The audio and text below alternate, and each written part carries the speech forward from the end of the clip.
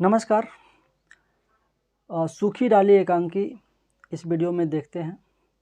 सूखी डाली जो 1942 में प्रकाशित है और हिंदी साहित्य के जाने माने नाटककार एकांकीकार उपेंद्र नाथ अश्क की रचना है। ये उपेंद्र नाथ अश्क का जीवन काल 1910 से 1996 रहा है। पंजाब में एक शहर पड़ता है जालंधर, तो वहाँ इनका जन्म है और प्रयागराज में 1996 में निधन है। ये जो सूखी डाली एकांकी है एक परिवार पर आधारित है कि परिवार में किस तरह से नई पीढ़ी और पुरानी पीढ़ी के बीच संघर्ष होता है, किस तरह से यदि परिवार का मुखिया समझदार और अनुभवी ना हो तो फिर वो परिवार बिखर जाएगा, और अगर वह परिवार में जो मुखिया है इस एकांकी के दादा की भांति है, अनुभवी और समझदार, तो फिर उस परिवार को बिखरने से कैसे संजोता है, कैसे बचाता है, उस पे आधारित है। चूँकि इस एकांकी के यह एकांकी पारिवारिक एकांकी है और इस एकांकी में परिवारों की सदस्यों की संख्या अधिक है और वे सदस्य ही इस एकांकी के पात्र हैं, तो इसलिए इस एकांकी में सदस्यों की संख्या, जो पात्रों की संख्या है, वो कुछ अधिक ही है। इसको समझने के लिए आप मूल रूप से ऐसे समझ लीजिए कि दादा जो हैं वो सबसे ऊपरी पीढ़ी के एक व्यक्ति हैं जो इस परिवार में वट वृक्ष की तरह है, बरगद के पेड़ की तरह, सबसे बुजुर्ग, सबसे समझदार, और परिवार के अन्य सदस्य इनकी बातों को सुनते भी हैं। और सुनते हैं तो ऐसा नहीं कि इनका दबंगई इस परिवार में चलता है, बहुत ही मतलब अनुभवी हैं, समझदार हैं, मैच्योर हैं। अब उम्र ढल गया तो वो सब तो होना, अनुभव, जीवन के अनुभव तो होना तय है। इनके 3 पुत्र रहे। एक का नाम करमचंद है जो मंझला बेटा है। इनके बड़के बेटे प्रथम विश्व युद्ध 1914 में युद्ध में कुर्बान हो गए और छोटा बेटा का जिक्र नहीं है। तो 3 बेटा हैं तो 3 बहुएं भी होंगी। तो बहुओं को ऐसे संबोधित किया गया है, बड़ी भाभी, मंझली भाभी और छोटी भाभी के नाम से। इसके अलावे 3 और फिर बहू हुई हैं इनका, बड़ी बहू, मंझली बहू और छोटी बहू। ये जो एकांकी है, जो परिवार के विघटन का कारण बनती है, बेला छोटी बहू है, सबसे छोटी बहू, पढ़ी लिखी है, खुले विचार की है, नई नई शादी हुई है और इस परिवार में आई है, इस घर में आई है, तो इसके जो व्यवहार है वो परिवार के अन्य सदस्यों से सामंजस्य नहीं खाता, मेल नहीं खाता। इसको लगता है, इसको घुटन महसूस होता है इस परिवार में। तो ये चाहती है कि हम अलग हो जाएं। और ये जो बेला छोटी बहू है वो अपने पति प्रेस है, जो अभी इसकी नौकरी हुई है तहसीलदार में, नायब तहसीलदार है, बेला का पति है परेश, तो इसको कहती है कि हम लोग अलग रहना चाहते हैं, हम अलग रहना चाहते हैं, हम ऐसे नहीं रह पाएंगे ये लोग के साथ। और तहसीलदार ब्रिटिश ज़माने में एक बहुत बड़ा पद था, समझिए कि बड़ी नौकरी थी। तो इस वजह से दादाजी का थोड़ा सा छाती भी ऊंचा था अपने समाज में कि मेरा पोता तहसीलदार बना है, तो इनको और भी थोड़ा सा फ़क्र था अपने पोते पर। और ऐसी स्थिति आती है तो ये बहुत सोच में पड़ जाते हैं। इसके अलावे एक पात्रा है रजवा, जिसको मिश्रानी भी बोलते हैं। वो इस घर में सहायक की भूमिका निभाती है, मतलब नौकरानी कह लीजिए, वो काम करती है। और इसके अलावे गौण पात्र हैं पारोस, भासी, मल्लू, जगदीश, सुरेश आदि, ये सभी पात्र गौण हैं। एकांकी बहुत ही मर्मस्पर्शी है, हृदय स्पर्शी है। सच में आप अगर किताब में इसको पढ़ें तो 2-3 जगह ऐसा आता है कि सहृदय व्यक्ति, हृदय वैसे सबके पास होता है, बिना हृदय का कोई जीवन कोई जिएगा नहीं, किसी का जीवन बिना हृदय का रहेगा नहीं। लेकिन जो सच में कोमल भाव का है वो 2-3 जगह बहुत भावुक हो जाएगा, हो सकता है उसके आंखों से आंसू भी आ जाए। मुझे ऐसा लगा है, इसलिए मैं बता रहा हूँ। और आपको भी मैं समझता हूँ कि इसको मतलब सीरियसली सुने या पढ़े तो आपके साथ भी ऐसा ही होने वाला है। तो चलिए शुरू करते हैं। एकांकी 3 दृश्यों में विभाजित है। पहला दृश्य में लेखक दादाजी का परिचय करवा रहे हैं कि दादाजी किस तरह के व्यक्तित्व हैं इस एकांकी में। कह रहे हैं, मानव प्रगति के इस युग में जब व्यक्तिगत स्वतंत्रता को अराजकता की हद तक महत्व दिया जाता है और तानाशाही को सभ्य समाज में अत्यंत निंदनीय माना जाता है, दादा मूलराज अपने समस्त कुटुंब को एक यूनिट बनाए, उस पर पूर्ण रूप से अपना प्रभुत्व जमाए, उस महान वट की भांति अटल खड़े हैं जिनकी लंबी लंबी डालियां उनके आंगन में एक बड़े छाते की भांति धरती को आच्छादित किए हुए, अगणित घोंसलों को अपने पत्ते में छिपाए वर्षों से तूफानों और आंधियों का सामना किए जा रही हैं। ये जो दादाजी हैं इस परिवार का बट वृक्ष के समान है, बरगद के पेड़ के समान है, और उनकी डालियां परिवार के हिस्से हैं, सदस्य हैं, और अपनी घने पत्तों में अगणित अनगिनत घोंसले छिपाए हुए हैं और सारी दुख में, विपत्ति में, मुसीबत में इस परिवार के साथ हमेशा खड़े हैं, अटल बरगद की पेड़ की तरह। वर्षों इस वट की संगति में रहने के कारण दादा वट की भांति महान दिखाई देते हैं। आयु की 72 सर्दियां देख लेने पर भी उनका शरीर अभी तक नहीं झुका और उनकी सफ़ेद दाढ़ी वट की लंबी लंबी दाढ़ियों की भांति उसकी नाभि को छूती हुए मानो धरती को छूने का प्रण किए हुए है। दादाजी भी अब लगने लगे हैं, दिखने लगे हैं बरगद के पेड़ के समान ही। उनकी जो लंबी लंबी दाढ़ियाँ नाभि तक आ गई हैं, वो बरगद के पेड़ में जो लताएं होता है ना किनारे किनारे, जो फिर से धरती को पकड़ लेता है तो नया जड़ बन जाता है, जिसको पकड़ के हम लोग झूला झूलते हैं बरगद पेड़ में, तो उसी समान उनकी दाढ़ियाँ लग रही हैं। दादाजी का बरगद का पेड़ के समान दिखना। दादा का 72 वर्ष की आयु हो चुकी है इनकी। दादा का बड़ा लड़का 1914 के महायुद्ध में सरकार की ओर से लड़ते लड़ते काम आया था, लड़ने में काम आया था और शहीद भी हो गया। इसके बदले में सरकार ने दादा को एक मुरब्बा ज़मीन भी दी थी। सरकार ने बदले में, शहादत के बदले एक मुरब्बा ज़मीन दी थी, किंतु दादा सरकार की इस कृपा पर ही संतुष्ट नहीं रहे। अपने साहस, परिश्रम, निष्ठा, दूरदर्शिता और रसूख से उन्होंने एक से 10 मुरब्बे बनाए। एक मुरब्बा सरकार ने दी थी और 9 मुरब्बा हासिल किया इन्होंने अपनी मेहनत के बदौलत। उसके 2 बेटे और पोते जमीन, फार्म, डायरी और चीनी के उस कारखाने के काम की देखभाल करते हैं जो उन्होंने हाल ही में अपनी ज़मीन में लगाया है। सबसे छोटा पोता अभी अभी नायब तहसीलदार होकर इसी कस्बे में लगा है।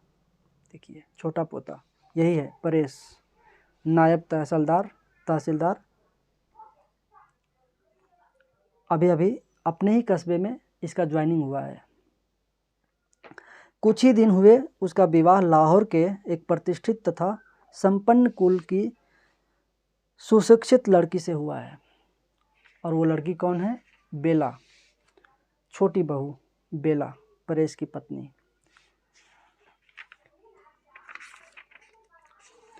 उसके छोटे पोते परेश का नायब तहसीलदार और उसकी छोटी पतोहू का सुशिक्षित होना अपने में 2 महत्वपूर्ण बातें हैं। पहली से सरकारी हलकों में उनकी प्रतिष्ठा और भी बढ़ जाने की संभावना है। गांव में उनका और भी आदर होने लगा है, किंतु साथ ही दूसरे से परिवार के लिए संकट भी उपस्थित हो गया है। देखिए, पहले से दादाजी का महत्व, दादाजी की इज्जत समाज में और सरकारी हलकों में भी ये जाने जाने लगे हैं प्रेस के वजह से। लेकिन दूसरा एक मुसीबत भी आप आन पड़ा है, और वो है प्रेस की पत्नी छोटी बहू बेला की वजह से। परिवार में उसका किसी से सामंजस्य ही नहीं बैठ रहा है। इस वजह से परिवार में तनाव उत्पन्न हो गया है।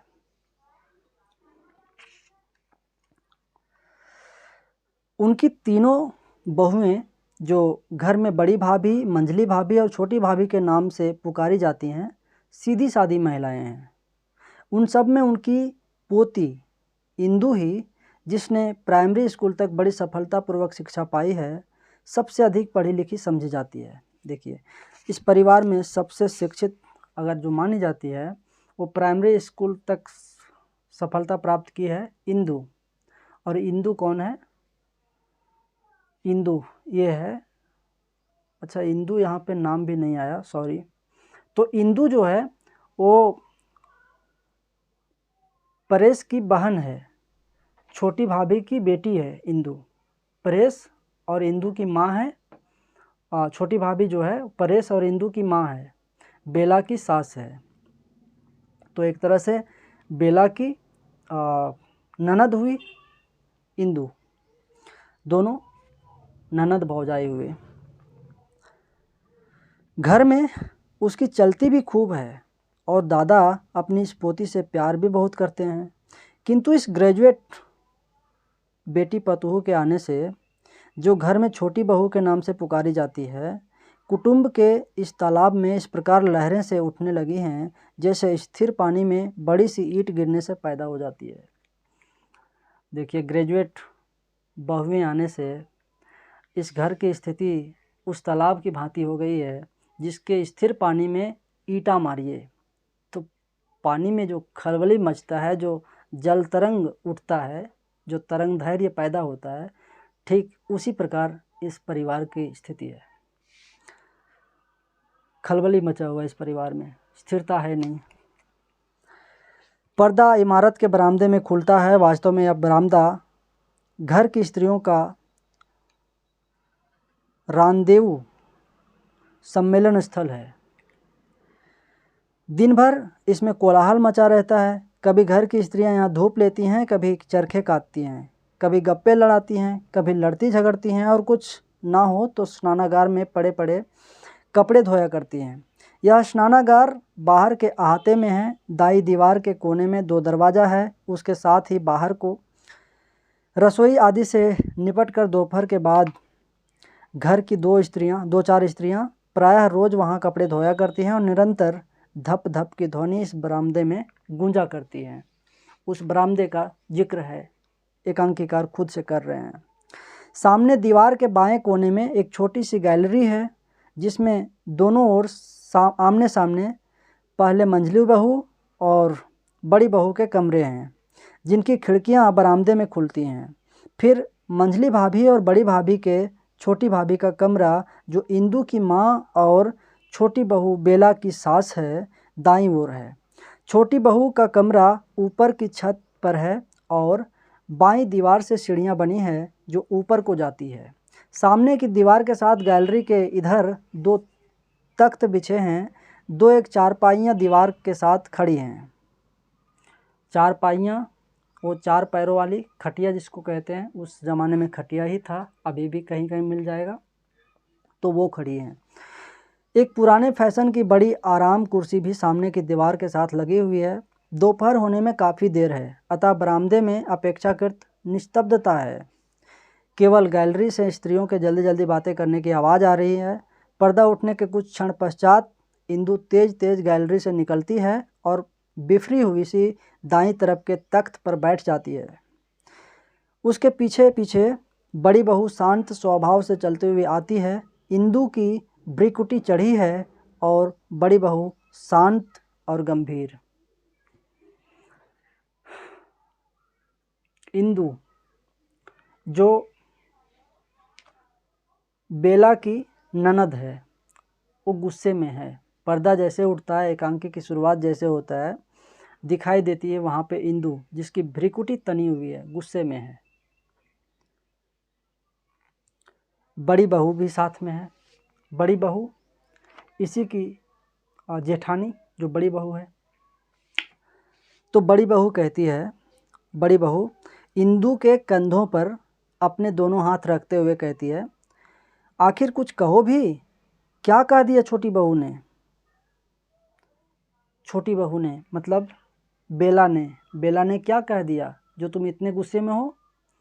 तेरी भाभी ने क्या कह दिया जो तुम इतने गुस्से में हो? पूछ रही है ये बड़ी बहू इंदु से। इंदु चुप नहीं बोली। बड़ी बहू कहती है, क्या कह दिया उसने जो इतनी बिफरी हुई हो? इंदु क्रोध से, और क्या ईंट से मारती? बड़ी बहू कहती है, कुछ कही भी, कुछ कहो भी। इंदु कहती है, मेरे मैके में यह होता है, मेरे मैके में यह नहीं होता। हाथ मारकर अपने और अपने मैके के सामने तो यह किसी को कुछ गिनती ही नहीं। हम तो उसके लिए मूर्ख, गंवार और असभ्य हैं। गुस्से में कह रही है बड़ी बहू को कि हमारी जो भाभी है बेला, जो छोटी बहू है, वो हमेशा ताना मारते रहती है कि मेरे मैके में ऐसा है, हम ऐसा रहते थे, ऐसी स्थिति थी वहाँ, यहाँ तो तुम लोग मूर्ख हो, गंवार हो, कुछ भी समझदारी नहीं है, कुछ भी व्यवस्था नहीं है। तो उस सुना रही है, जली भुनी है अभी, और सुना रही है बड़ी बहू को। बड़ी बहू आश्चर्य से कहती, क्या? इंदु कहती है, बैठक के बाहर मिश्रानी खड़ी रो रही थी। मैंने पूछा तो पता चला कि बहुरानी ने उसे काम से हटा दिया है। मिश्रानी जो रजवा है वो नौकरानी है, काम करती है, तो शायद उसको बहुरानी जो है, छोटी बहू बेला, उसको हटा दी है काम से। बड़ी बहू उसी आश्चर्य से पूछती है, काम से हटा दिया? भला क्या दोष था उसका? इंदु कहती है, दोष यह था उसे काम करना नहीं आता। बड़ी बहू स्तंभित होकर कहती है, काम करना नहीं आता? इंदु कहती है, उस बेचारी ने कहा भी कि मैं 10-5 दिन में सब कुछ सीख जाऊंगी। भला कई दिन हुए हैं मुझे आपका काम करते, किंतु बहुरानी ना मानी। झाड़न उन्होंने उनके हाथ से छीन लिया और कहा, हट तू, मैं सब कुछ स्वयं कर लूँगी। अभी तक इतना भी सलीका नहीं कि बैठक कैसे साफ की जाती है। 5-10 दिन में क्या सीख जाएगी? बड़ी बहू कहती है, सलीका नहीं? इंदु कहती है, मैंने जाकर समझाया कि भाभी 10 साल से यही मिश्रानी घर का काम कर रही है, घर भर की सफाई करती है, बर्तन मलती है, कपड़े धोती है, जाने तुम्हारा कौन कौन ऐसा काम है जो इससे नहीं होता। और फिर मैंने समझाया कि भाभी नौकर से काम लेने की तमीज़ भी होनी चाहिए। बड़ी बहू कहती है, हाँ और क्या? हाँ में हाँ मिलाती है बड़ी बहू कि हाँ ज़रूर होनी चाहिए, नौकर से काम लेने की तमीज़ होनी चाहिए। नौकर को आभास दिलाओ कि तुम इसी घर के सदस्य हो, तब वो ठीक से काम करेगा। अकड़ दिखाओगे तो काम नहीं करने वाला। फिर तो तेरा माथा मारी होना ही है। इंदु कहते हैं, झट से बोली, यह तमीज़ तो बस आप लोगों की है। देखिए अब ये उस जगह पे इंदु आ गए। इंदु कहती है, इंदु तो वही तो है ही। इंदु कहती है, झट से बोली, उसके बारे में कह रही है कि झट से बोली, तमीज़ तो बस आप लोगों की है, मैंने कहा। तुम तो लड़ती हो, मैं तो सिर्फ यह कहना चाहती थी कि नौकर से काम लेने का भी ढंग होता है। इस पर तुनक कर बोली, और वह ढंग मुझे नहीं आता। मैंने नौकर जो यहीं आकर देखे। बात हवा में चल रही है। फिर कहने लगी, काम लेने का ढंग उसे आता है जिसे काम की परख हो। सुबह शाम झाड़ू देने मात्र से कमरा साफ नहीं हो जाता, उसकी बनावट सजावट भी कोई चीज़ है।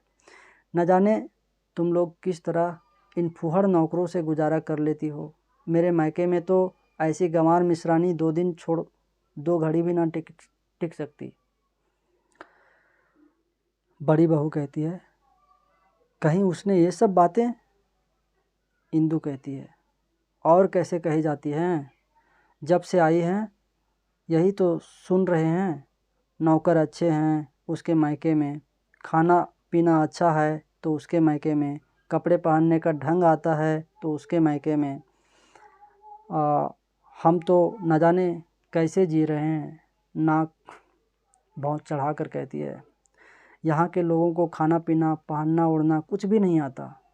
हमारे नौकर गंवार, हमारे पड़ोसी गंवार, हम स्वयं गंवार।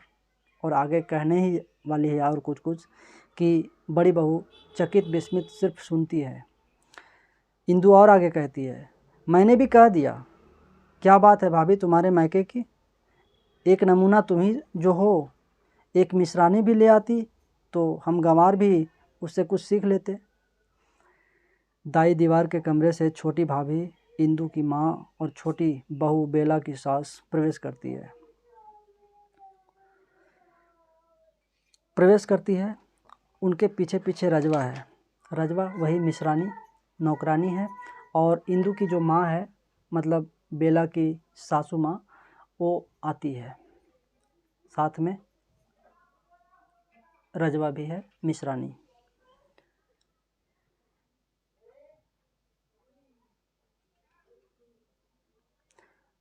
छोटी भाभी कहती है,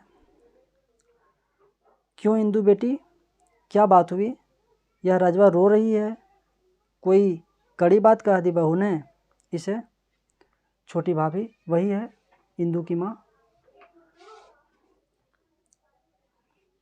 पूछती है इंदु से कि क्या बात हुई, रजवा रो रही है, कोई बहू ने कोई कड़ी बात कह दी क्या? इंदु कहती है, मीठी वे कब करती हैं जो आज कड़वी कहेंगी। छोटी भाभी कहती है, यह आज तुम कैसी जली कटी बातें कर रही हो, छोटी बहू से झगड़ा हो गया है क्या? रजवा कहती है भरे हुए गले से, माँ जी, आज उन्होंने बरबस मुझे काम से हटा दिया।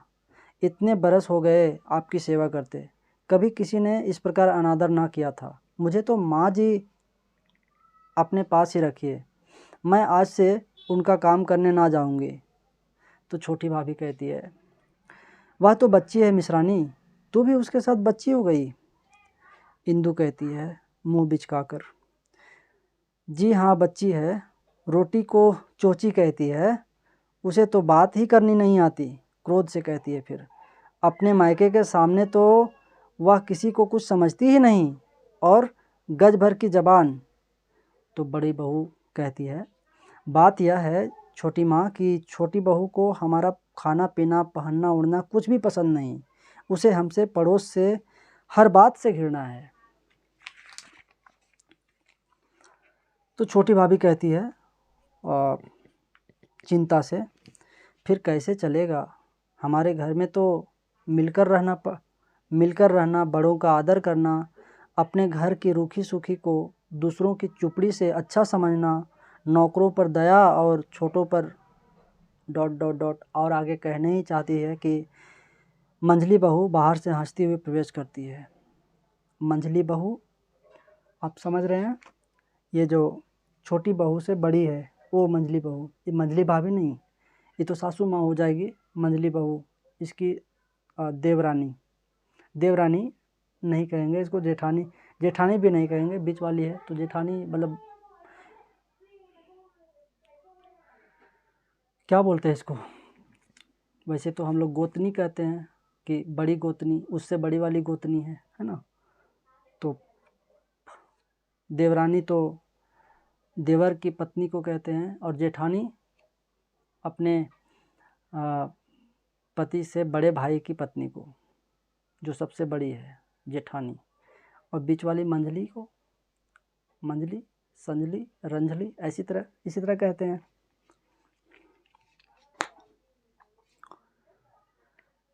तो इंदु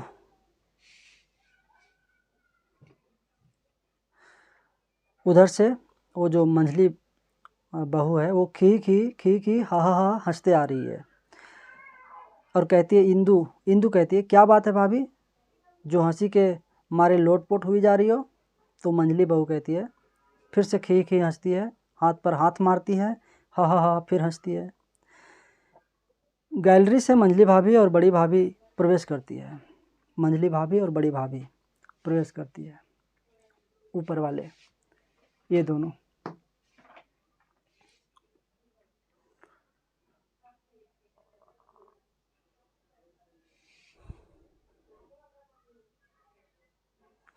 दोनों एक साथ कहते हैं, क्या बात है जो आज इतना हा हा हा हा ही हो रही है।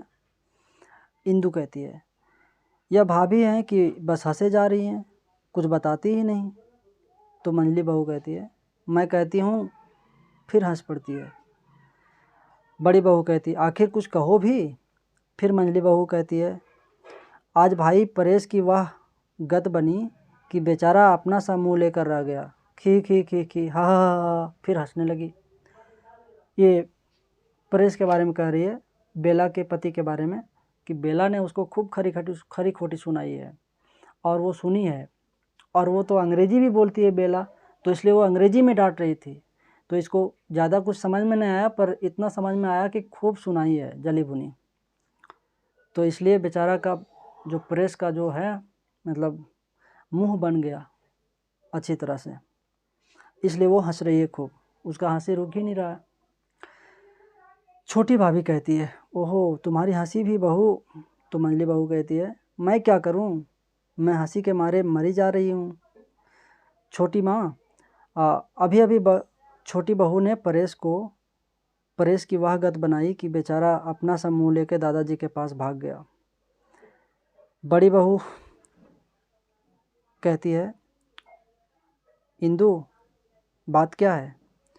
तो मंझली बहू कहती है, मैं तो इधर ऊपर सामान रखने गई थी, बहुत सी बातें तो मैंने सुनी ही नहीं, बहुत सा समझ नहीं आई, अंग्रेजी में गिटपिट चल कर रहे थे। छोटी बहू का पारा कुछ चढ़ा हुआ था, इतना मालूम हुआ कि परेश स्नान कर कमरे में गया तो रानी ने सारा फर्नीचर बाहर रख दिया था। परेश ने कारण पूछा तो छोटी बहू ने कहा, मैं इन टूटी फूटी कुर्सियों और गले सड़े फर्नीचर को कमरे में ना रहने दूंगी। परेश कहने लगा, हमारे बुजुर्ग, बात काटकर छोटी बहू ने कहा, हमारे बुजुर्ग तो नंगे चुंगे जंगलों में घुमा करते थे, तो क्या हम भी उनका अनुकरण करें। और हंसती है, फिर हंसती है कहते कहते वो, और कहती है, और जो सामान पड़ा था वह भी उठाकर बाहर फेंक दिया।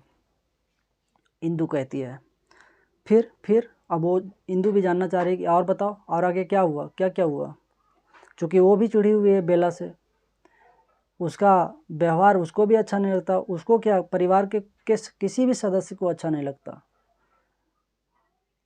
बेला का व्यवहार, सिवाय एक दादाजी के। चूँकि दादाजी को सबको लेकर चलना है, इसलिए वो मैनेज करके चलना है उनको, तो उनका ये सब का शिकायत उनके पास ज़्यादा जल्दी जाता भी नहीं है, जब बहुत बड़ी बात हो जाती है तभी जाता है।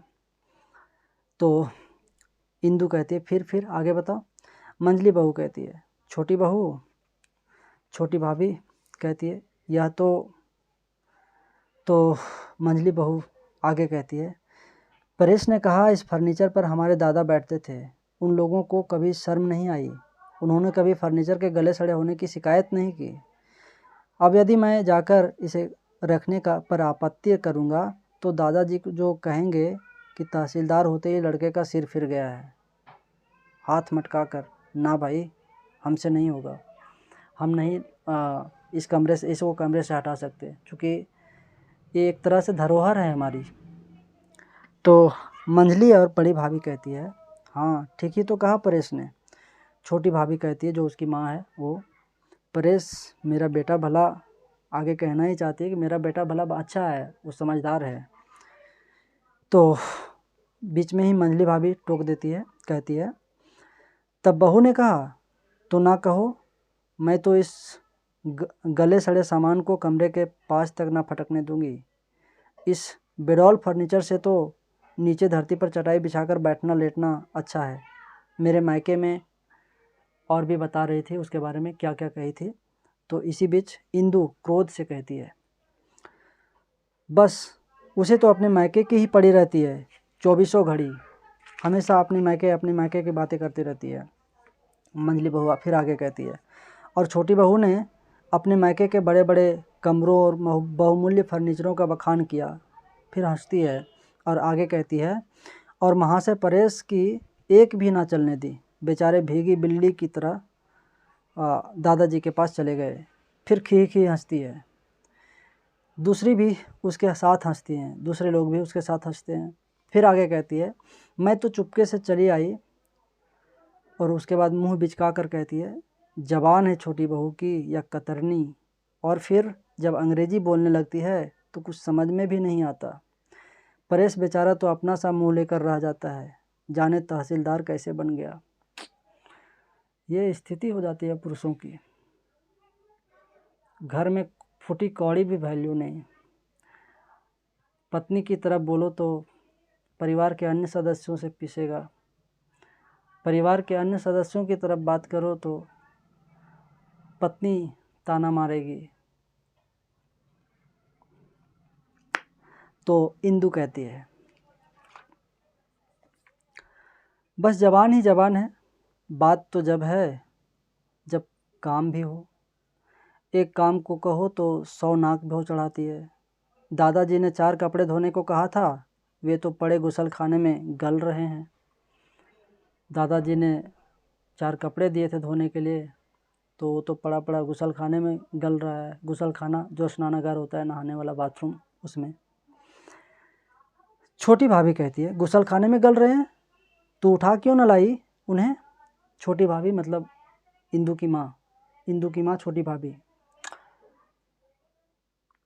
तो कहती है, उठा क्यों न लाई, जा भाग कर उठा ला और फटक कर आंगन में डाल दे। मैं बहू को समझा दूंगी, इस तरह कैसे चलेगा। और भी चिंता से कहती है, परेश ने समझाया नहीं उसे। तो इंदु कहती है, परेश की तो जैसे वहाँ बड़ी सुनवाई होती है। मंझली बहू कहती है, वह मलमल के थान और अबरों की बात याद है ना, अभी तक पड़े हुए हैं। कह कह कर हार गए परेश महाशय। बहू रानी ने हाथ तक न लगाया उन्हें, और वे शर्म के मारे ले जाते नहीं दादाजी के पास। कचहरी में होंगे तहसीलदार, घर में तो अपराधियों से भी गए बीते हो जाते हैं। और हंसती है इंदु, और बड़ी बहू भी हंसती है। क्या स्थिति है तहसीलदार साहब का। कह रहे हैं कि जो दादाजी ने अबरे और वो मलमल के थान दिए थे, मलमल के साड़ी दिए थे बहू के लिए, और आबरा होता है रुई वाला जो रजाई होता है, उसके ऊपर जो चादर बिछाया जाता है, वो गंदा ना हो उसके लिए, तो उसको कहते हैं। तो वो बहू रानी बेला को पसंद नहीं है। वो उसको कई बार सुना चुकी है तहसीलदार साहब परेश को कि ले जा, इसको जो दिया है उसको दे आओ, नहीं चाहिए सब, कैसा कैसा है सड़ा गला। तो वो बेचारा हिम्मत नहीं होता दादाजी को दे आने के, क्योंकि दादाजी का जो घर में इज्जत है, जो प्रतिष्ठा है, वो उसको बचाए रखना चाहता है। छोटी भाभी कहती है, पर दादाजी के कपड़े। बड़ी भाभी कहती है, तुम भी बहन, बस क्या इतना पढ़ लिख कर छोटी बहू कपड़े धोएगी। तो इंदु कहती है, क्यों, उसके हाथ नमक मिट्टी के हैं जो गल जाएंगे। बाहर से दादा के हुक्का गुड़गुड़ाने की आवाज़ आती है। छोटी भाभी कहती है, तुम चलो इंदु, कपड़े फटक कर आहते में डाल दो, शायद उन्हें ज़रूरत हो, मांगेंगे तो मैं बहू को समझा दूंगी। और पर्दा गिरता है। पहला दृश्य यहाँ समाप्त होता है। अब दूसरा दृश्य।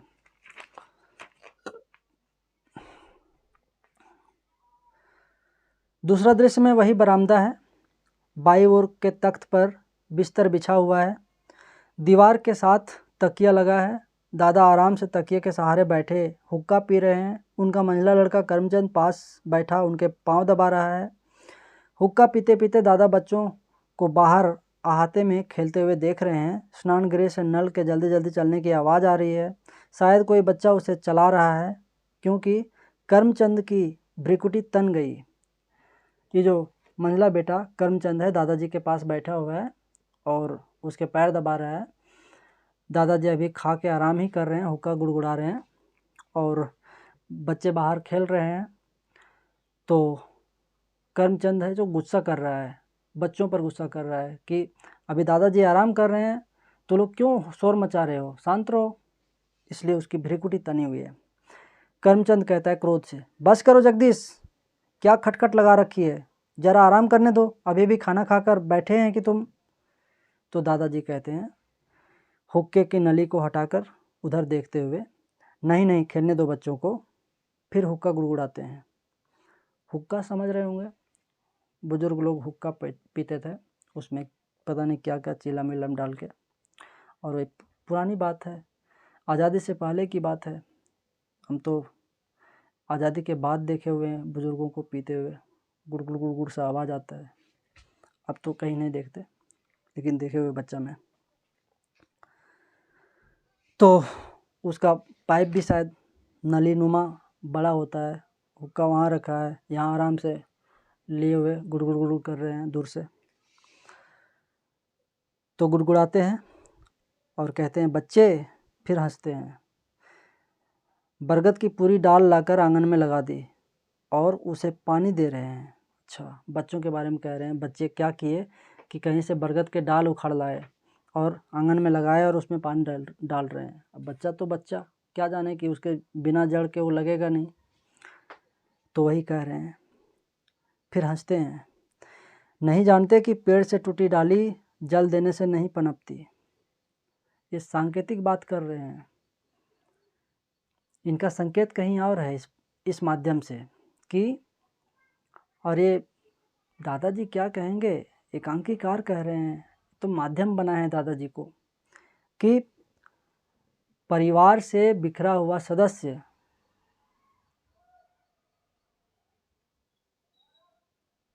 अलग हो गया तो उसे वो घना साया, परिवार का साया उससे हट जाता है और वो एक तरह से मुरझा जाता है,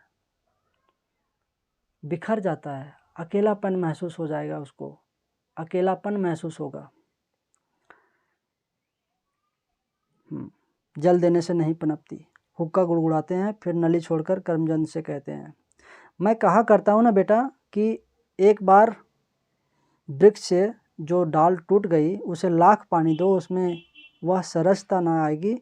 और हमारा यह परिवार बरगद के इस महान पेड़ ही की भांति है।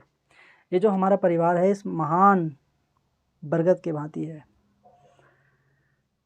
जिसमें अगर परिवार के कोई सदस्य बिखर जाता है, अलग हो जाता है, तो उसमें वो सरसता नहीं रहेगी जो इस परिवार के वजह से थी। वो पावर, वो रुतबा नहीं होगा। करमचंद कहता है, लेकिन शायद अब इस पेड़ से एक डाली टूटकर अलग हो जाए। अंदेशा जता रहा है क्योंकि उसको मालूम हो गया है स्थिति। तो दादा कहते हैं चिंता से, क्या कहते हो, कौन अलग हो रहा है? करमचंद कहता है, शायद छोटा अलग हो जाए। दादा कहते हैं, परेश, वह क्यों, उसे क्या कष्ट है? करमचंद कहते हैं, कष्ट उसे तो नहीं, छोटी बहू को है। दादा कहते हैं, मुझे किसी ने बताया तक नहीं, यदि कोई शिकायत थी तो उसे वहीं मिटा देना चाहिए था। हल्की सी खरोच भी यदि उस पर तत्काल दवाई न लगा दी जाए, बढ़कर एक बड़ा घाव बन जाती है और वही घाव नासूर हो जाता है। फिर लाख मलहम लगाओ, ठीक नहीं होगा। कितनी अच्छी बात है। करमचंद कहता है, मैं अच्छी तरह तो नहीं जानता, पर जहाँ तक मेरा विचार है छोटी बहू के मन में दर्प की मात्रा ज़रूरत से कुछ ज़्यादा है। दर्प का मतलब घमंड, घमंड बहुत ज़्यादा है छोटी बहू को, बेला को, ऐसा इसका अंदाज़ा है। और अंदाज़ा क्या रहेगा, स्त्रियां हैं ना माध्यम बताने वाली, तो सब पता चलता रहता है।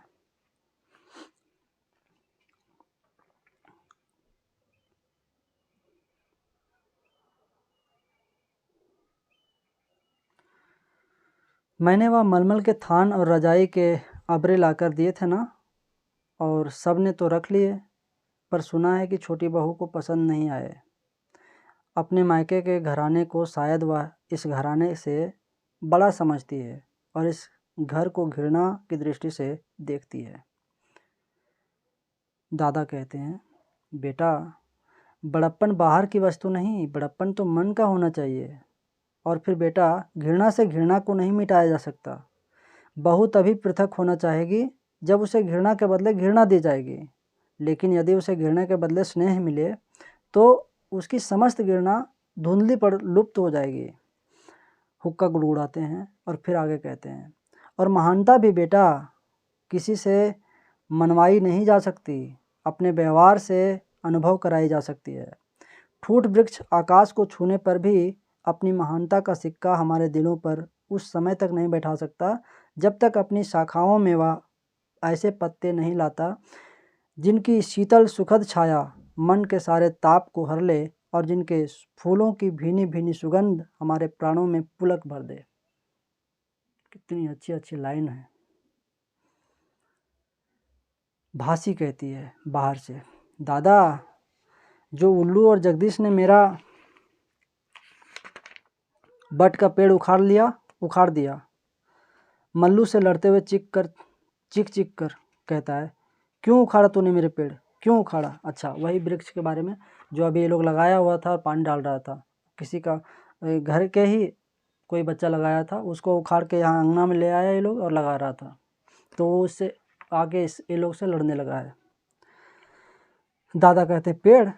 हंसते हैं बच्चे, फिर हंसते हैं। ठहरो भासी, लड़ो मत बेटा, जाना करमचंद, जरा हटाना दोनों को। करमचंद जाता है। दादा फिर हुक्का की नाल मुंह से लगा लेते हैं। परेश नीची नज़र किए प्रवेश करता है।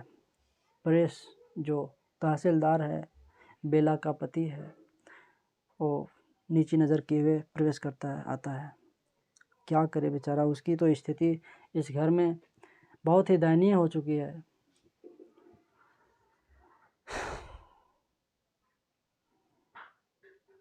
दादा, आओ बेटा परेश, मैंने एक दो कपड़े भेजे थे ना, तनिक देखना बहू ने उन्हें धो डाला है या नहीं।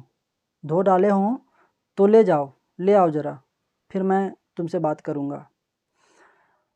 परेश कहता है, मैं लज्जित, कहना ही चाहता है और आगे कुछ, तो दादा कहते हैं, नहीं धुले तो धुल जाएंगे बेटा, आओ इधर बैठो मेरे पास, मैं तुम्हें बुलाने ही वाला था, आओ इधर आकर बैठो। फिर हुक्का गुड़गुड़ाने लगते हैं। परेश चुपचाप आकर दोनों के पास बैठ जाता है। दादा हुक्का गुड़गुड़ाना छोड़कर कहते हैं, मुझे करमचंद से अभी पता चला कि तुम्हारी बहू को रजाई और अबरे और मलमल का थान पसंद नहीं आया। तुम्हारे ताऊ ठहरे पुराने समय के आदमी, वे नए फैशन की चीज़ें खरीदना क्या जाने। जब ही तो मैं कहता हूँ कि छोटी बहू को बाज़ार ले जाओ, वह स्वयं अपनी पसंद की चीज़ें ले आएगी। तो परेश कहता है, जी। दादा हुक्के का कस लगाकर फिर कहते हैं आगे, और मैं सोचता था कि अब बहू आ गई तो इंदू का दहेज तैयार करने में भी सहायता देगी। परेश कहता है, जी, मैं इसलिए आया था। दादा कहते हैं, हाँ कहो, झिझकते क्यों हो?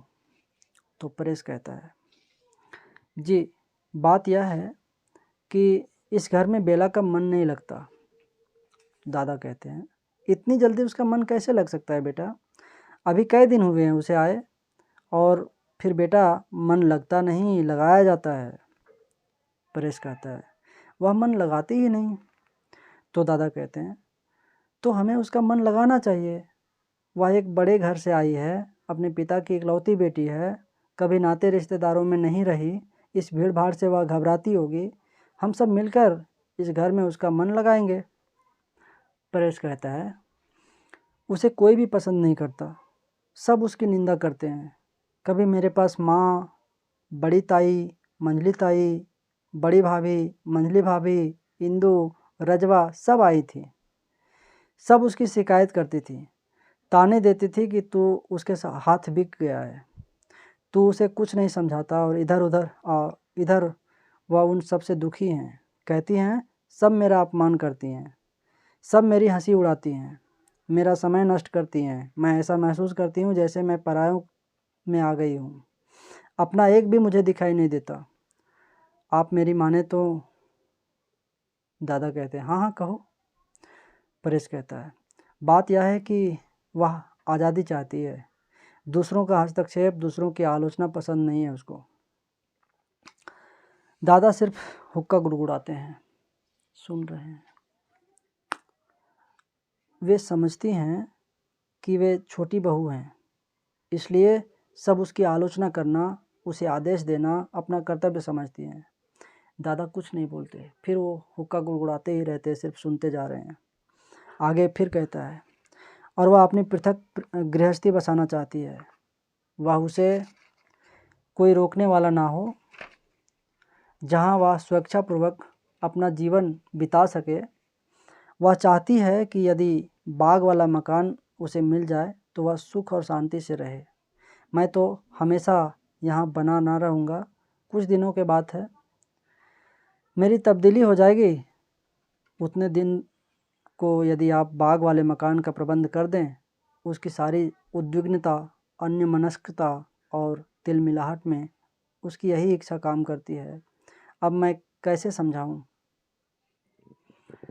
बाग वाला एक मकान है जो खाली पड़ा है। इसका रिक्वेस्ट है, अनुरोध है तहसीलदार साहब का, परेश का, कि आप दादाजी, आपकी हुकूमत हो, आपकी इजाज़त हो तो वो कमरा मुझे दे दें और मैं अपनी बहू के साथ, मीन्स पत्नी के साथ वहीं रहूँगा। चूँकि वो तंग आई हुई है और घर के सदस्य भी उससे तंग आए हुए हैं, सामंजस्य बैठता नहीं तो अलग ही रहेंगे, इसलिए। दादा कुछ क्षण हुक्का गुड़गुड़ाते हैं, फिर कहते हैं, खांसते हैं। यूँ तो इस झंझट से छुटकारा पाने का सरल उपाय यही है कि तुम्हें बाग वाला मकान दे दिया जाए। वह पड़ा भी बेकार है और अभी मैं उससे किसी तरह का काम लेने का भी इरादा नहीं रखता। पर तुम जानते हो बेटा, मेरे जीते जी यह असंभव है। फिर हुक्का गुड़गुड़ाते हैं। आगे कहते हैं, मैं जब अपने परिवार का ध्यान करता हूँ तो मेरे सामने बट का महान पेड़ घूम जाता है। फिर खांस कर कहते हैं, शाखाओं, पत्तों, फलों फूलों से भरा पूरा। हुक्के के एक दो कस लगाते हैं और फिर आगे कहते हैं, और फिर मेरे आंखों के सामने इस महान वृक्ष की डालियां टूटने लगती हैं और वह केवल ठूंठ रह जाता है। स्वर धीमा, जैसे अपने आप से कह रहे हैं। आगे कहते हैं, और मैं सिहर उठता हूँ। ना बेटा, मैं अपने जीते जी यह सब ना होने दूंगा।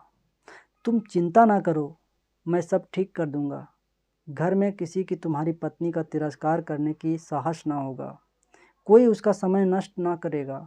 ईश्वर की अपार कृपा से हमारे घर सुरक्षित, सुसंस्कृत ईश्वर की अपार कृपा से हमारे घर सुशिक्षित, सुसंस्कृत बहू आई तो क्या हम अपनी मूर्खता से उसे परेशान कर देंगे? तुम जाओ बेटा, किसी प्रकार की चिंता को मन में स्थान ना दो। मैं कोई ना कोई उपाय ढूंढ निकालूंगा। तुम विश्वास रखो, वह अपने आप को परायों से घिरी अनुभव ना करेगी। उसे वही आदर सत्कार मिलेगा जो उसे अपने घर में प्राप्त था। परेश कहता है, जैसा आप उचित समझे। दादा कहते हैं, और देखो, तुम स्वयं भी इस बात का ध्यान रखना, तुम्हारी किसी बात से उसका मन ना दुखे। कोई भी ऐसी बात ना करो जिसे वह अपना अपमान समझे। परेश चलने को होता है। आगे कहते हैं, और तुम उसे साथ ले जाकर शहर से सब चीज़ें खरीद लाओ। शेष की चिंता ना करो, मैं कोई ना कोई रास्ता अवश्य निकाल लूँगा। परेश कहता है, जैसी आपकी इच्छा। चला जाता है। दादा फिर हुक्का गुड़गुड़ाने लगते हैं। हुक्का के कश लंबे हैं और इस बात के साक्षी हैं कि दादा हुक्का पीने के साथ साथ सोच भी रहे हैं। दादा जैसे अचानक उन्हें कुछ याद आए हो, कहते हैं, रजवा, रजवा, पुकार लगाते हैं। फिर हुक्का गुड़गुड़ाते हैं। रजवा नहीं आती। फिर आवाज़ देते हैं, रजवा रजवा। रजवा वो अपनी नौकरानी जो है मिश्रानी, उसको बुला रहे हैं। रजवा दूरी से जी आई भागती हुई प्रवेश करती है। दादा कहते हैं, छोटी बहू के अतिरिक्त सबको यहाँ भेज दो। छोटी बहू के अलावे जो भी जितने भी सदस्य हैं सबको यहाँ भेज दो। कहो कि सब काम छोड़कर मेरे पास आए। रजवा जाने लगती है और कहते हैं चलते चलते, सुनो, कोई ना कहे सबसे कहना कुछ क्षण के लिए यहाँ अवश्य आ जाए। रजवा कहती है, जी मैं अभी जाकर सबसे कह देती हूँ। चली जाती है। बाबा फिर हुक्का गुड़गुड़ाने लगते हैं। नल से किसी के कपड़े धोने की आवाज़ आने लगती है। दादा और भी लंबे लंबे कस लेते हैं। धीरे धीरे कुटुंब के प्राणी आने लगते हैं। बालक और युवक तख्त और चारपाइयों पर बैठते हैं और स्त्रियां बरामदे के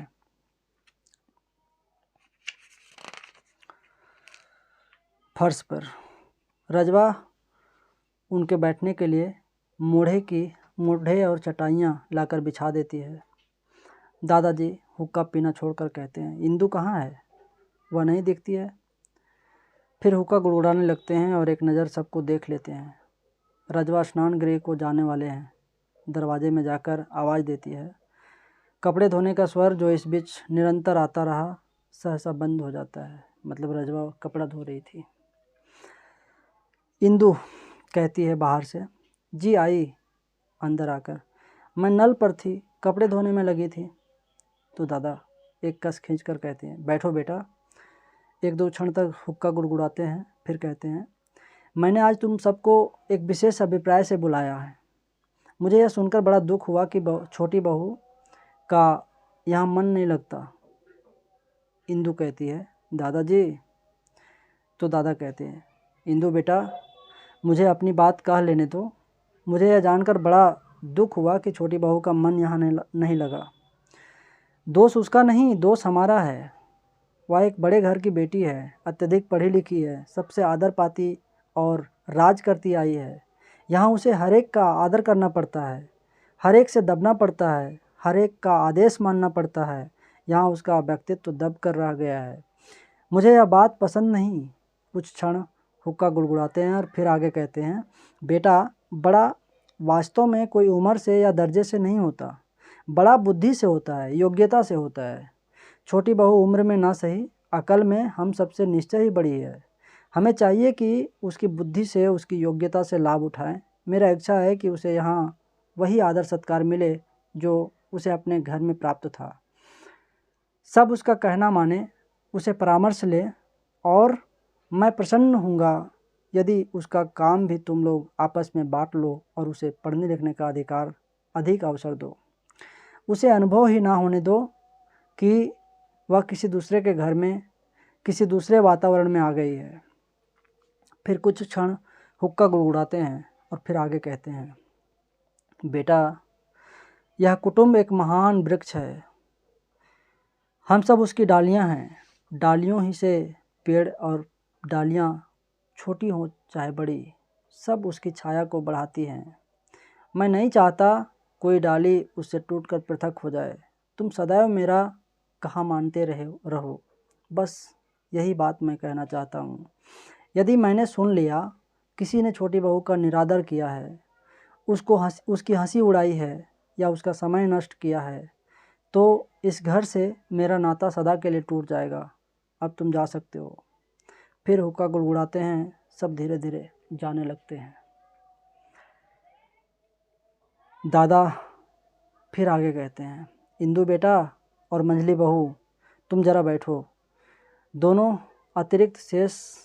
के अतिरिक्त शेष सभी चले जाते हैं। ये दोनों को रोक लेते हैं, इंदु को और मंझली बहू को। ये मंझली बहू बहुत हंसती है और उसकी हंसी में व्यंग्य है। उसकी हंसी बेला को सुहाती नहीं, उसको बुरा लगता है। वो जब भी हंसती है खिलखिला के या किसी भी प्रसंग पर, तो उसको लगता है कि मेरी ही बुराई हो रही है, और ज़ोर से हंसने की आदत है उसको, तो उससे और दुखी होती है। इसलिए ये दोनों को अतिरिक्त बात इनसे करेंगे दादाजी, इसलिए रोके हुए हैं। कहते हैं, मंझली बहू, तुम अपनी हंसी को उन लोगों तक ही सीमित रखो बेटा जो उसे सहन करते हैं। बाहर के लोगों पर घर में बैठकर हंसा जा सकता है, नहीं घर के लोगों को कब तक हंसी का निशाना बनाना ठीक नहीं, जब तक वे पूर्णतः घर का अंग ना बन जाएं। और इंदु बेटा, तेरी छोटी भाभी बड़ी बुद्धिमती और सुशिक्षित और सुसंस्कृत है। तुझे उसकी हंसी उड़ाने, उससे लड़ने झगड़ने के बदले उसका आदर करना चाहिए, उससे ज्ञानार्जन करना चाहिए। तुम दोनों को मैं इस विषय में विशेष कर सावधान रहने का आदेश देता हूँ। फिर हुक्का गुड़गुड़ाने लगते हैं। फिर क्षण भर बाद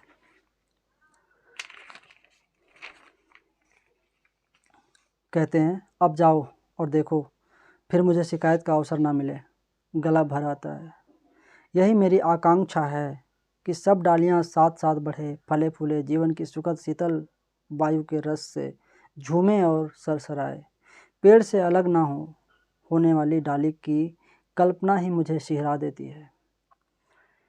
फिर हुक्का गुड़गुड़ाने लगते हैं। इंदु कहती है, हमें क्षमा कीजिए दादाजी, हमारी ओर से आपकी कभी शिकायत का अवसर ना मिलेगा।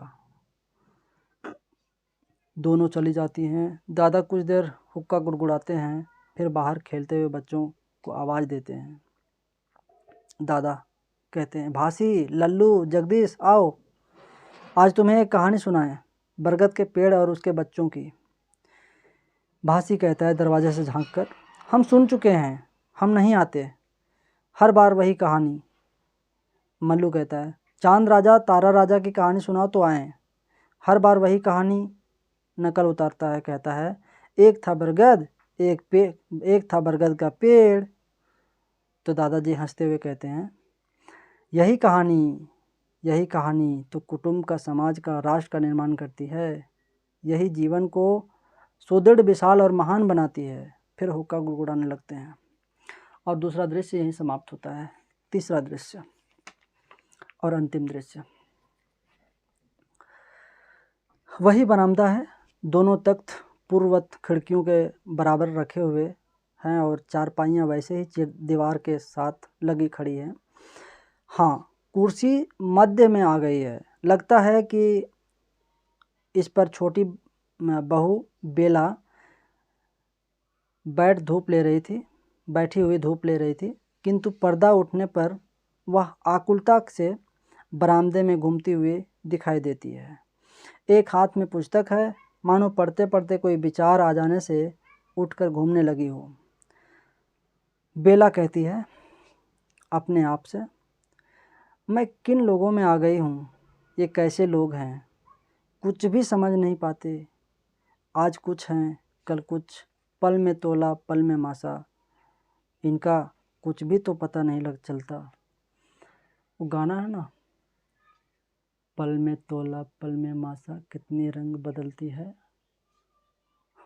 तो तोला मासा वज़न का इकाई है, वज़न मापने का। तो कभी ये लोग का इसको कुछ समझ में नहीं आता कि कभी बड़े प्यार जताने लगते हैं, कभी तो इतना फटकार लगाते हैं कि समझ में नहीं आता क्या कैसे व्यवहार करते हैं। अब जब दादाजी समझा दिए तो बहुत ही सरल मृदुल व्यवहार करने लगे हैं। तो इसको समझ में नहीं आ रहा है कि कल तक जो ये लोग डांट के डपट के बात कर रहे थे, चिढ़ा रहे थे, वही आज इतना नॉर्मल, इतना इज्जत कर रहे हैं कि इसको डर लगने लगा है, असहज महसूस हो रहा है।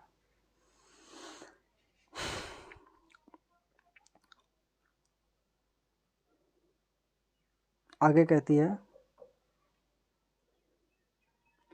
कल कुछ, पल में तोला पल में मासा, इनका कुछ भी तो पता नहीं चलता। फिर सोचती हुई धीरे धीरे घूमती है। गर्म होते हैं तो आग बन जाते हैं और नर्म होते हैं तो मोम से भी कोमल दिखाई देते हैं। आज जिस बात को बुरा कहते हैं, कल उसी की प्रशंसा करते हैं। मैं भी तंग आ गई इन लोगों से। आपस में अपने आप बोल रही है, मन ही मन बड़बड़ा रही है। फिर जाकर कुर्सी पर बैठ जाती है और पुस्तक खोल लेती है। अंदर गैलरी से उसके सास छोटी भाभी आती है। छोटी भाभी कहती है, तुम ठीक कहती थी बेटी, इस रद्दी सामान से बैठक बैठक नहीं कबाड़ का गोदाम दिखाई देती थी। सोचती थी कि यह सामान इतने दिनों से इस कमरे में पड़ा है, कुछ ऐसा बुरा भी नहीं है और इस पर इतनी देर से सब बैठते आ रहे हैं, कहीं दादाजी बुरा ना माने। पर अच्छा किया तुमने जो वह सब उठा दिया। मैंने परेश से कह दिया है, तुम उसके साथ जाकर अपनी रुचि का सामान खरीद लाओ। यह सब रजवा से कहकर सुरेश के कमरे में भिजवा देती हूँ। कई बार निगोड़ा इन्हीं कुर्सियों के लिए मुझसे रूठ चुका है।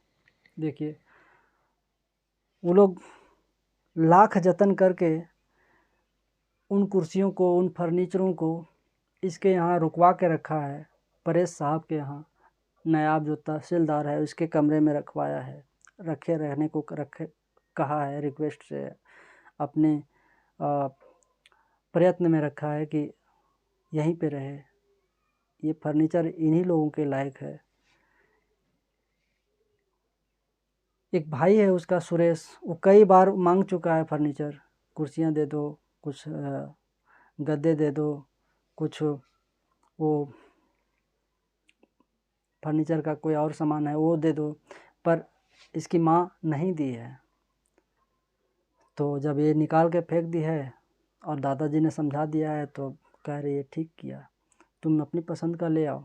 सुरेश मांगा है बहुत बार, पहले रूठ चुका है इस विषय में, मांग के नहीं दी तो उसी के कमरे में शिफ्ट करवा दूंगी इसको।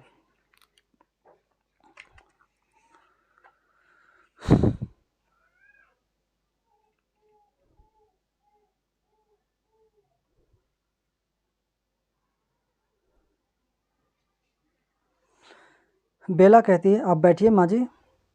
छोटी भाभी कहती है, छोटी भाभी मतलब उसकी सासू माँ, ये बेला की सासू माँ, अपनी सासू माँ कहती है, बस तुम बैठो बेटी। तो यूँ ही तुम्हें इधर बैठे देखकर चली आई। अनाज पड़ा है उसे फटकना है, मिर्च पड़ी है उसे कूटना है, मक्खन कई दिनों से इकट्ठा हो गया है उसका घी बनाना है, 20 दूसरे काम हैं और दिन ढल रहा है। मैं सोचती थी तुमने मेरी बात का बुरा तो ना माना। वास्तव में बेटी, रजवा मेरे पास आकर फूट फूट कर रो दी। नौकरानी समझदार, विश्वसनीय और आज्ञाकारी है, लेकिन जो काम उसने कभी किया ना हो वह उससे किस प्रकार हो सकता है। तो बेला उठती हुई कहती है, आप बैठिए तो। छोटी भाभी फिर कहती है, उसकी सासू माँ उसके कंधों पर हाथ रखकर उसे बैठाते हुए, बैठो बैठो बेटी, कष्ट ना करो, मैं तुम्हारा अधिक समय नष्ट ना करूँगी। मैं तो केवल तुमसे उसकी सिफारिश करने आई थी। भाव की स्त्री है, जल्दी ही बात का बुरा मान जाती है। तुम यूँ करना कि जो ही नया फर्नीचर आ जाए अपने सामने लगवा कर रजवा को एक बार झाड़ना बुहारना सिखा देना, फिर वह गलती ना करेगी। ना हो तो कभी मुझे बता देना, मैं उसे समझा दूंगी। बेला कहती है, नहीं नहीं आप। तो छोटी भाभी कहती है, तुम पढ़ी लिखी समझदार हो बेटी, इसलिए तुमसे इतना कह दिया है। यूँ तो तुम ना चाहो तो कोई दूसरा प्रबंध हो जाएगा। तुम इस बात को तनिक भी चिंता ना करो, इस बात की तनिक भी चिंता ना करो। चलने को उद्यत होती है कि बेला कहती है, आप बैठिए तो सही। छोटी भाभी कहती है, नहीं नहीं, तुम अपना पढ़ो, मैं वृथा तुम्हारा समय नष्ट ना करूँगी। बेला पुस्तक बंद करके लंबी सांस लेती हुई अपने आप कहती है, इन लोगों की तो कुछ भी समझ में नहीं आता। ये माँ जी एकदम कैसे बदल गई। अभी परसों मुझे इसी रजवा के लिए डांट रही थी। इनका कुछ भी तो पता नहीं चलता। फिर पढ़ने लगती है। बड़ी बहू और मंजली भाभी बाहर से दरवाजे से प्रवेश करती हैं। मंजली भाभी कहती है, क्यों बेटी, अब रजवा कुछ काम सीख गई है या नहीं। जरा हंसती है, फिर कहती है, बुढ़िया है तो सयानी। बड़ी बहू कहती है, आपने इंदु से ठीक ही कहा था, मैं वास्तव में काम की परख नहीं, पर अब। तो बेला कहती है, आइए इधर बैठिए, चारपाई सरका लीजिए। मंजली भाभी कहती है, वैसे ही खड़े खड़े। मैंने एक अनुभवी नौकरानी खोज लाने के लिए कह दिया है, जो नए फैशन के बड़े घरों में काम कर चुकी हो। वास्तव में बहू, दादाजी पुराने नौकरों के हक में हैं, दयानतदार होते हैं और विश्वसनीय भी। हमारे पास पीढ़ी दर पीढ़ी से काम करते आ रहे हैं। इस रजवा की सास भी यही काम करती थी, अब रजवा की बहू भी यही काम करती है। तो बड़ी बहू कहती है, मैं कहती हूँ बहन जी, आप रजवा की बहू को ही अपने पास क्यों न रख लेती? उसकी उम्र भी कम है और काम भी जल्दी सीख जाएगी। तो बेला कहती है अन्यमनस्कता से, नहीं, नए नौकर की आवश्यकता नहीं, रजवा काम सीख जाएगी। कुछ चिढ़ कर कहती है, पर आप खड़ी क्यों हैं? मंजली भाभी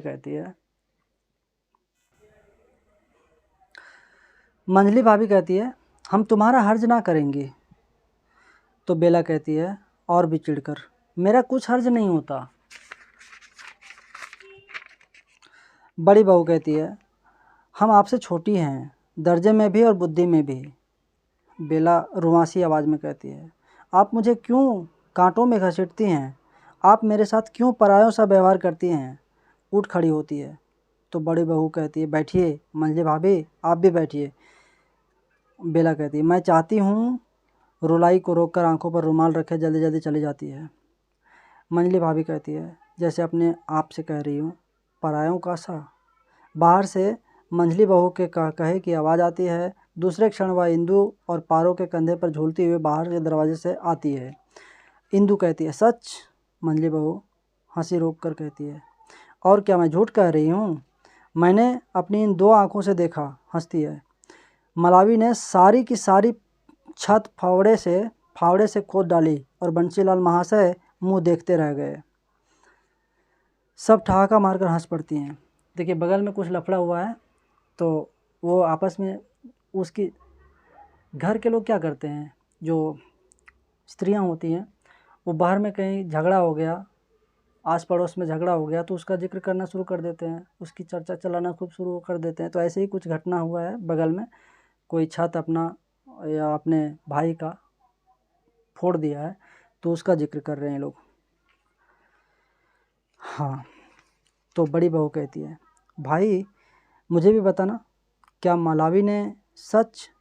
तो मंजली बहू चारपाई बिछाकर उसमें धंस जाती है। उनके एक और इंदू और दूसरी ओर पारो बैठ जाती है। मंजली भाभी कुर्सी पर बैठती है और बड़ी बहू खड़ी रहती है। मंजली भाभी कहती है, कुर्सी को जरा खिसकाकर समीप होते हुए कहती है कि बंसीलाल के सामने उखाड़ कर फेंक दी छत मलावी ने। तो मंजली भाभी कहती है, मैं कहती हूँ मुंह देखते रह गए बंसीलाल महाशय, ताका किए मुटर मुटर। बड़ी भाभी कहती है, अरे कौन सी छत खोद डाली, या तो बताओ। मंजली बहू कहती है, रसोई की, और कौन सी? अभी 2 घंटे भी नहीं हुए कि राज मजदूर छत डालकर गए थे और बंसीलाल कारीगरों और मजदूरों से निबड़कर अभी दुकान को गया था कि आ गई उधर से मलावी मारो मार करता। जाने किसने जाकर बताया कि तुम्हारे देवर ने अपनी रसोई पर छत डाल ली है। लेके फावड़ा सारी की सारी छत उसने खोद डाली। बंसीलाल तब पहुँचे जब अंतिम कड़ी भी उखड़ चुकी थी। तब क्या करते?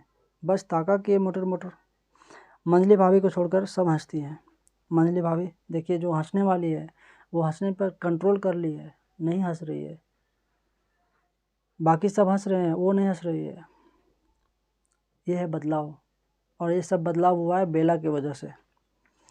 तो मंजली भाभी कहती है, पर बंसीलाल का लड़का, और आगे कहना चाहती है, तब तक मंजली बहू कहती है, गली के सिरे पर खड़ा ताल ठोक रहा है।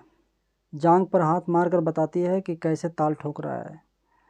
इंदू कहती है, ताल ठोक रहा है? मंजली बहू का कहा लगाती है और कहती है, सच, ताल ठोक रहा है। और हवा ही में लहरा कर कह रहा है,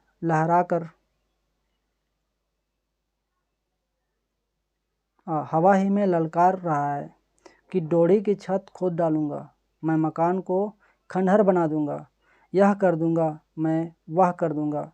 इधर मलावी कमर कसे हैं कि आए तो माई का लाल है, रखे पाँव घर के भीतर सब हंसती है। इंदु कहता है उंगली ओठों पर रखकर, भाभी आ रही है।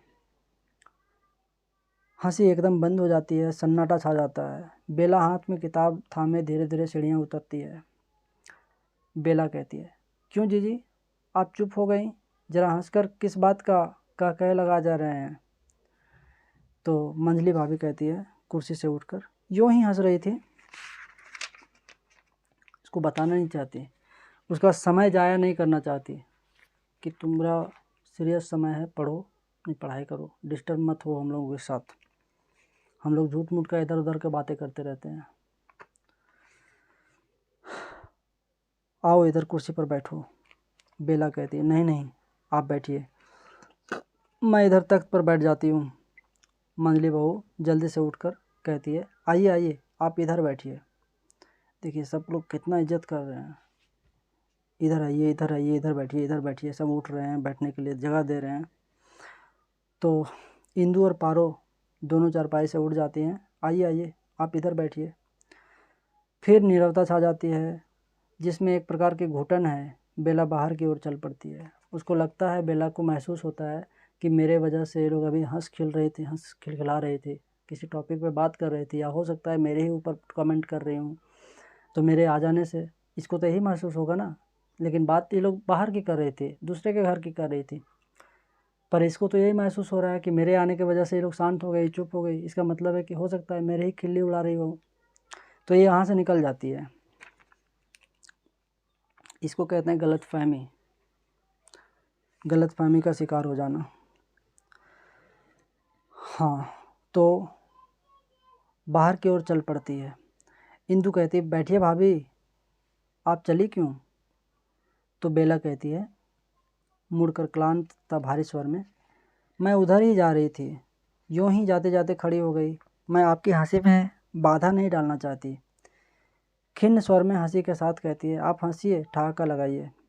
तो मंजली बहू कहती है मैं कहती थी ना कि इस ओर ना आओ, मेरी मुई आदत हुई हंसने की, मेरी आदत ख़राब हो गई हंसने की, ये हंसी मुझसे छोड़ी नहीं जाती, तो क्या करूं? इंदु कहती है अब अब एक जगह थी बैठने की। मंजली बहू कहती है हम हंसती हैं तो हंसती हैं दिल से, और छोटी बहू के पढ़ने लिखने में बाधा पड़ती है। मैं कहती हूँ दादाजी को यदि पता चल गया कि हमारे यहाँ बैठने से छोटी बहू के पढ़ने में दखल आता है तो वे। इंदु कहती है किंतु यही एक जगह थी पर्दे वाली।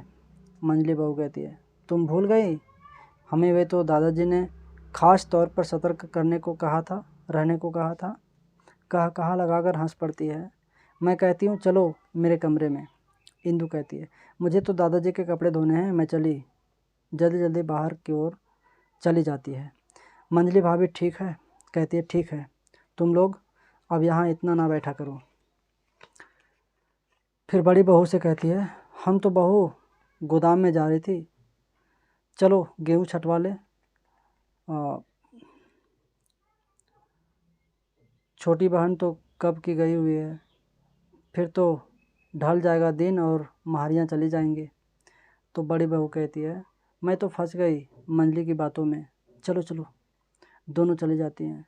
मंजली बहू कहती है मैं कहती हूँ पारो चल मेरे कमरे में, वहाँ चल कर बैठे हैं। पारो चलते हुए कहती है मुझे तो जाना है भाभी, लल्ला आ गया होगा, ना मिली तो चिल्लाएगा। मंजली बहू अपने आप से कहती है ये छोटी बहू जो बाज सी आकर सबको डरा गई। पारो चली जाती है। बाहर से बड़ी भाभी आती हुई दिखाई देती है। मंजली बहू भागकर उसके पास जाती है। मंजली बहू कहती है बड़ी भाभी सुनी तुमने मलावी की बातें, खोद डाली उसने सारी की सारी छत, कहा लगाती है। बड़ी भाभी कहती है मलावी ने छत खोद डाली? मंजली बहू कहती है उसे अपने साथ लेकर कमरे की ओर जाती हुई कहती है हाँ हाँ अभी राज मजदूर छत बनाकर गए थे कि आ गए मलावी मारा मार करती। बड़ी भाभी पर मंजली बहू कहती है चलो मेरे कमरे में, वहाँ चलकर बताती हूँ। यहाँ तो छोटी बहू की पढ़ाई में बाधा पड़ती है। उसे साथ लेकर अपने कमरे की ओर चलती है। बाहर से परेश और बेला बातें करते प्रवेश करते हैं। बेला आर्द्र कंठ से कहती है, आप मुझे मेरे मैके भेज दीजिए। मुझे ऐसा लगता है जैसे मैं अपरिचितों में आ गई हूँ। कोई मुझे नहीं समझता, किसी को मैं नहीं समझती। परेश कहता है, आखिर बात क्या है, कुछ कहो भी। बेला कहती है, मैं जाती हूँ तो सब खड़ी हो जाती हैं, बड़ी भाभी, मंजली भाभी और माँ जी तक। मेरे सामने कोई हंसता नहीं, कोई मुझसे अधिक समय तक बात नहीं करना चाहता। सब मुझसे ऐसे डरती हैं जैसे मुर्गी के बच्चे चील से। अभी अभी सब हंस रही थी, ठहाके पर ठहाके मार रही थी। मैं गई तो सब सन्न रह गई, जैसे भरी सभा में किसी ने चुप की सीटी बजा दी हो। परेश कहता है, पर इसमें बीच में ही टोक देती है बेला, कहती है, और कोई मुझे काम को हाथ नहीं लगाने देता। तनिक सा भी काम करने लगूं तो सब भागी आती हैं, मेरे इस प्रकार आदर करती हैं जैसे मैं ही इस घर में सबसे बड़ी हूँ। परेश कहता है, मैं नहीं समझता तुम क्या चाहती हो। तुम्हें शिकायत थी कोई तुम्हारा आदर नहीं करता, अब सब तुम्हारा आदर करते हैं। तुम्हें शिकायत थी तुम्हें सबसे दबना पड़ता है, अब सब तुमसे दबते हैं। तुम्हें शिकायत थी तुम सबका काम करती हो, अब सब तुम्हारा काम करते हैं। आदर, सत्कार, आराम, न जाने तुम और क्या चाहती हो। तेजी से सीढ़ियाँ चढ़ जाता है। बेला निढाल होकर कुएं में धंस जाती है, कुर्सी में धंस जाती है। न जाने मैं क्या चाहती हूँ, सिसकने लगती है। न जाने मैं क्या चाहती हूँ, पर मैं इतना जानती हूँ कि मैं सब आदर, सत्कार, सुख, आराम नहीं चाहती। बाहों में मुंह छिपाकर सिसकती है। इंदु हाथ में कुछ मैले कपड़े लिए हुए बाहर के दरवाजे से प्रवेश करती है और इंदु आवाज़ लगाती है, भाभी जी। बेला उसी प्रकार चुप बैठी रहती है। फिर इंदु बेला के कंधे हिलाकर कहती है, भाभी जी, भाभी जी। बेला मुंह ढाँप कर उठाती है, मुंह ऊपर उठाती है। इंदु कहती है, भाभी जी आप तो रो रही हैं। बेला आंखें पोंछ कर कहती है, नहीं मैं रो नहीं रही, पर इंदु, पर परमात्मा के लिए मुझे जी जी करके ना बुलाया करो। इंदु कहती है, लो भला यह कैसे हो सकता है, आप मुझसे बड़ी हैं और फिर आप मुझसे कहीं अधिक पढ़ी लिखी हैं। बेला कहती है, पहले तो मुझे जी जी करके नहीं बुलाती थी। इंदु कहती है, मैं तो मूर्ख ठहरी भाभी जी, दादाजी ने कहा था। बेला सहसा चौंक कर, दादाजी ने क्या कहा था। इंदु कहती है, उन्होंने सबको समझाया था कि घर में सबको आपका आदर करना चाहिए। बेला किंतु बेला कहती है, किंतु उन्होंने यह सब क्यों कहा, मैंने तो कभी उनसे इस बात की शिकायत नहीं की। इंदु कहती है, शायद छोटे भैया ने उनसे यह कहा था कि आपका यहाँ मन नहीं लगता। आप बगल वाले, आप बाग वाले कहने आगे और कहना चाहती है कि बेला टोक देती है, बीच में कहती है, ओह यह बात है। इंदु कहती है, दादाजी सब कुछ सह सकते हैं, किसी का अलग होना नहीं सह सकते। हम सब एक महान पेड़ की डालियां हैं, वे कहा करते हैं, और इससे पहले कि कोई डाली टूट कर अलग हो, मैं ही इस घर से अलग हो जाऊंगा। और उन्होंने हम सबको समझाया कि हम आपका आदर करें और आपको पढ़ाने में समय दें। बेला कहती है, पर मैं तो आदर नहीं चाहती, और मैं तो तुम सबके साथ मिलकर काम करना चाहती हूँ। इंदु कहती है, यह कैसे हो सकता है भाभी जी। बेला दीर्घ निश्वास छोड़ते हुए, आप लोगों ने मुझे कितना गलत समझा और मैंने आप लोगों को कितना। इंदु कहती है, आप कैसी बातें करती हैं, लाइए कपड़े लाइए, मैं दादाजी के कपड़े धोने जा रही हूँ, साथ ही आपके भी फटक लाऊं। बेला चुप सोचती है। इंदु फिर कहती है, भाभी जी। बेला जैसे मन ही मन उसने किसी बात का निश्चय कर लिया हो, कहती है, मैं भी तुम्हारे साथ जाऊंगी, मैं भी तुम्हारे साथ कपड़े धोऊंगी। इंदु कहती है, दादाजी नाराज़ ना होंगे। बेला कहती है, मैं दादाजी से कह दूंगी। इंदु कहती है, भाभी जी। बेला कहती है, मुझे केवल भाभी कहकर मेरी प्यारी इंदु कहती है, मुझे केवल भाभी कहा कर मेरी प्यारी इंदु। इंदु कहती है प्यार भरे हुए गले के साथ, भाभी। बेला कहती है, चल कपड़े धोएं, धूप निकली जा रही है। इंदु कहती है, पर आपके कपड़े? बेला कहती है, मेरे कपड़े आज रजवा ने धो दिए थे, सलवार कमीज तो थी ही। चल मैं तेरा हाथ बटाऊंगी। दोनों चली जाती है। कुछ क्षण बाद बरामदे में कपड़े धोने का स्वर आने लगता है। दादा गैलरी की ओर हुक्का गुड़गुड़ाते मल्लू की उंगली थामे प्रवेश करते हैं। दादा कहते हैं, हाँ बेटा, मेले में ले चलेंगे, जो तू कहेगा वही खिलौना ले देंगे। मल्लू कहता है, मैं तो उड़न खटोला लूँगा। सहसा बाहर से दरवाजे के पास आकर ठिठक जाते हैं। दादा आश्चर्य से कहते हैं, हैं छोटी बहू? इंदु बाहर से, मैंने तो बहू तेरा कहा पर भाभी मानी नहीं। दादा कहते हैं, छोटी बहू इधर आ बेटी। शर्माई हुई बेला दरवाजे के पास जा खड़ी हो जाती है।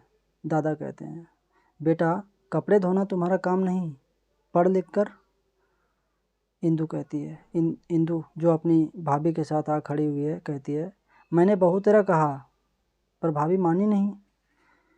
दादा जिन्हें इंदु के स्वर का अनादर अच्छा नहीं लगा कहते हैं, इंदु तुझे इतनी बार कहा है कि आदर से मतलब भाभी जी कहा करो, भाभी क्यों कहती हो? बेला कहती है भावावेश के कारण रूंधे हुए कंठ से, दादाजी आप पेड़ से किसी डाली का टूटकर अलग होना पसंद नहीं करते, पर क्या आप यह चाहेंगे कि पेड़ से लगी वह डाली सूख कर मुरझा जाए? एक अच्छी लाइन बेला कह रही है कि आप चाहते हैं पेड़ से कोई भी डाली अलग ना हो, पर क्या ये भी चाहेंगे कि पेड़ में लगी कोई डाली सूख जाए, मुरझा जाए? ऐसा चाहेंगे क्या? बेला सिसक उठती है, हुक्के की गुड़गुड़ाहट एकदम बंद हो जाती है, पर्दा सहसा गिर पड़ता है। बेला का कहने का सेंस ये है कि क्या आप ये चाहेंगे कि हम इस परिवार में रह के इस परिवार से कटा छटा महसूस करें? इस परिवार के सदस्य मुझे कभी प्रतीत नहीं हो पाता है कि मैं इस परिवार का सदस्य हूँ, इसलिए मैं चाहती हूँ कि इस परिवार में घुल मिलकर रहूँ। और यहीं पे एकांकी समाप्त होती है। आपको ये एकांकी कैसा लगा? आपकी प्रतिक्रिया का इंतज़ार रहेगा। फिर मिलते हैं किसी दूसरे टॉपिक के साथ। तब तक के लिए धन्यवाद।